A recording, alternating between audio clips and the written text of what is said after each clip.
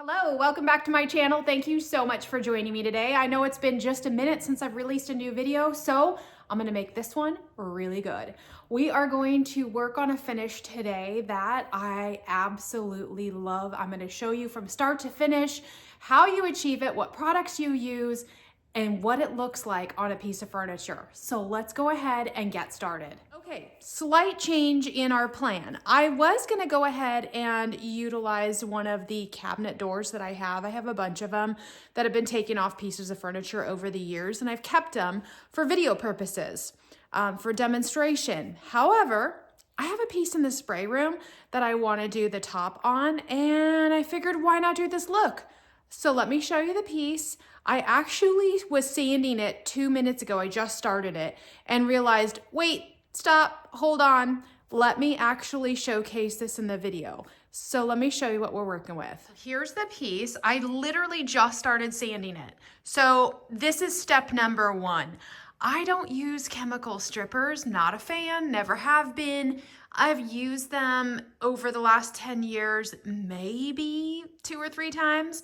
My preference for getting furniture stripped is to sand it. So that's what we're starting with. I'm using my Festool ETS EC125. This is a workhorse of an orbital sander and I absolutely love it. And I'm starting with 100 grit sandpaper. This is solid maple, so I know I have no chance for burn through. So I'm starting with 100 grit. I'm gonna move to 150. 120, then 150. And I typically end there. Sometimes, depending on the wood species, you may want to go down to 180. But if you feel like it's smooth enough with the 150, you can stop there.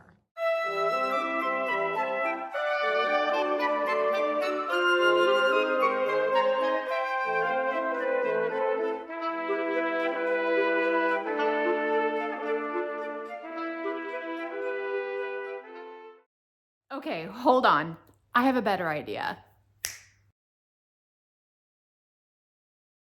Let's just address the question that I know is going to get asked because it gets asked every time, and that is, why sand second and paint first? Aren't you concerned about getting sanding dust or ruining your paint finish? No, I'm not concerned about that because it's been painted, it's been top coated, and it's fully dry. And I have a dust collection system. So even if it gets a little bit of dust, all I do is take some compressed air and blow it off. That way I don't have to tape up the top because I do spray my pieces. And then also I don't want to tape anything fresh. So if I were to sand this, stain it, and top coat it, and then go to tape it off, it's too fresh. So that I'm wasting time waiting to paint it. This way, I get it painted, I get it top coated, I get that all done, and then the only thing I have to do is just blow off the excess sanding dust. It's actually pretty easy. Okay, so we're gonna focus in just a moment, the products that we're gonna use to achieve this look. There are so many reasons why I love this look. 1, it's really easy to do. 2, it's minimal products and minimal tools. And 3, it just looks gorgeous. Now you might wonder, why not just clear coat what you have if you want a natural look? Because most of the time, and this is solid maple, but all different wood species are going to come up different once you sand them and you apply that top coat. Some of them will be orange, some of them will be yellow, some would be pink. So it depends on your wood species, but a lot of times it's just not a pretty natural look. I don't want any yellow undertones, and that's exactly what's gonna happen if I just go in with a top coat. And you can always test that out by simply, once you've sanded to bare wood, just squirt it down with a little water. That's gonna mimic what it would look like if you just went in with a top coat. So if you don't like that look, this is a great alternative to a natural look, but it's gonna tone down any of those undertones that may naturally come out in the wood if you were just to top coat. All right, let's look at the products. Okay, time for our products. So first and foremost, because we're doing a paint wash, you're gonna need some paint. This is one of the newest colors that was just released from Fusion Mineral Paint. It is Tapestry. It is a gorgeous color to utilize for paint washes. Not too warm, not too cool. It is a gorgeous khaki. So we're gonna use that. We've got our water. Now this is not Crystal Geyser drinking water. I'm recycling this bottle. I'm on well water out here, as well as I have access to ditch water, very heavy in minerals. So I like to use a filtered water, and that is what I typically recommend. If you're mixing water into paints, use a filtered or distilled water. Then you're gonna need a measuring cup of some sort. I love this one because it's got units of measurement on it, which makes it really easy to do. I do a 50-50, so 50% water, 50% paint. I just take a popsicle stick, I'll stir it up. To apply it, simple, a foam brush. And then you're gonna use some paper towels to wipe it back. Now, in my experience, I typically do 2 coats, but that's up to you. You could do 1, love the way it looks. Maybe you don't, you're gonna go in with a second coat. Once that is dry, then you're gonna go ahead and do your next step, which this one, minus the fact that I dented it, you're gonna use the Rust-Oleum decorative glaze in Java Brown. That also gets wiped back with a paper towel and applied with a clean foam brush. Once that is done, then you're ready for your top coat and call it a day. So let's go ahead and get started.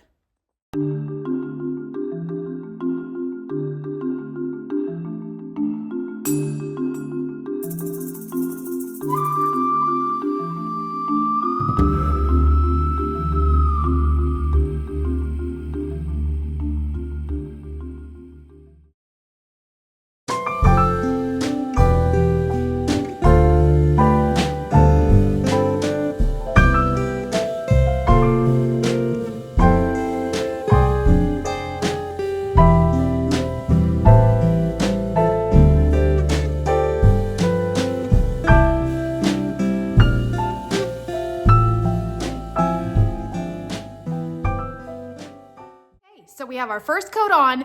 Now we wait for it to dry. How long should you wait before you go in with a second coat? Or if you only want the 1 coat and then you want to go in with your decorative glaze, I would say an hour. Now that's going to vary depending on your climate. You know, I could be warmer and drier, so mine might dry faster. So just kind of gauge it depending on your weather. If it's very cold, if there's a lot of moisture in the air, you may have to wait a little longer. But here's the thing, I'm wearing gloves, but what I will do is take my gloves off and I'll feel it, because you can typically tell if it's still damp or it feels cool, cold, or at all wet, then you're gonna wanna wait longer. You'll know when it's dry, but I would definitely say at least an hour. Let me show you what the 1 coat looks like. I'm not sure if I'm gonna go in with 2 or not, but let me just show you what the 1 coat looks like so far. Okay, little pro tip here for you. If you realize that after you put your paint wash on, you run your hand over it to check for the dryness level, it's dry, but it feels grainy. It doesn't feel smooth. That's normal. Any water-based product can tend to raise grain, and so it might not feel as smooth as it did prior to the application of the paint wash.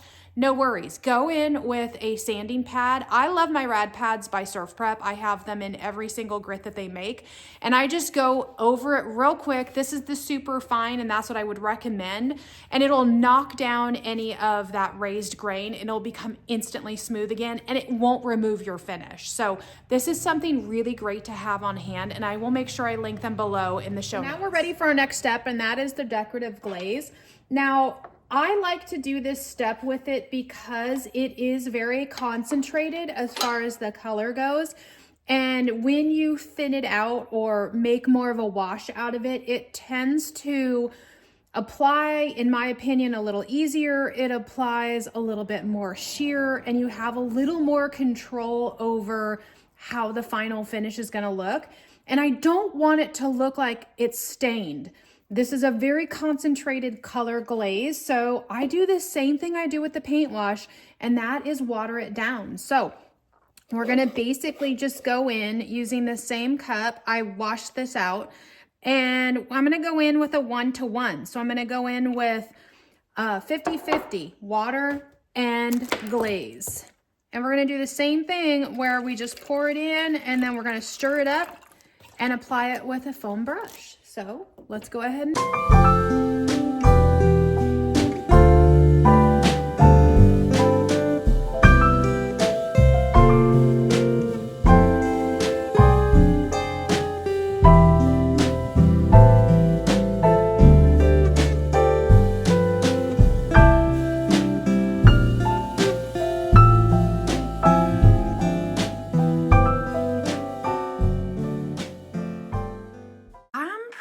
happy with the one coat of the decorative glaze. I really don't think I want to put much more on there.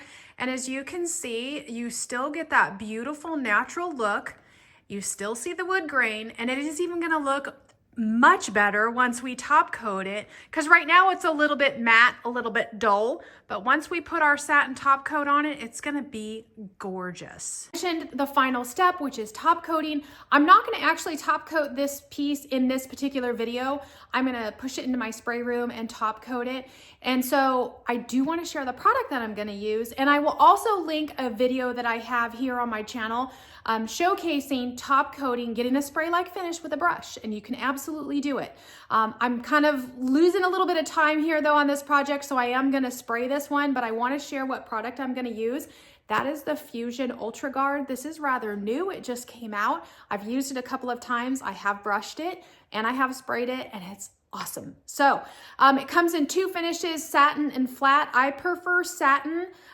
It just gives it that little bit of added extra sheen, and it comes out absolutely beautiful. I will showcase the entire piece once it's done though at the very end of this video.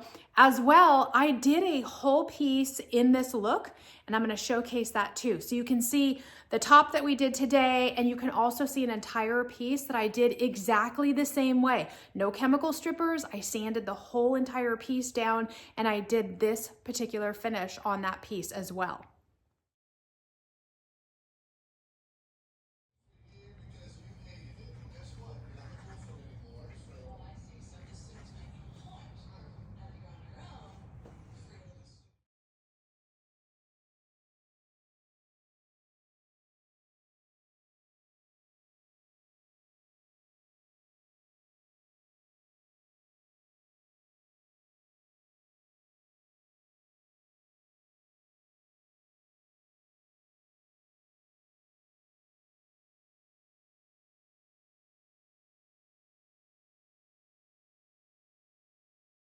Thank you so much for joining me today. I hope this video was helpful for you, and thank you for being subscribers. If you aren't a subscriber, what are you doing? Make sure you go hit that subscription button so you can be a part of the Born in a Barn community, and you'll get notified when all of my latest videos are released. Again, thank you so much, and I'll catch you on the next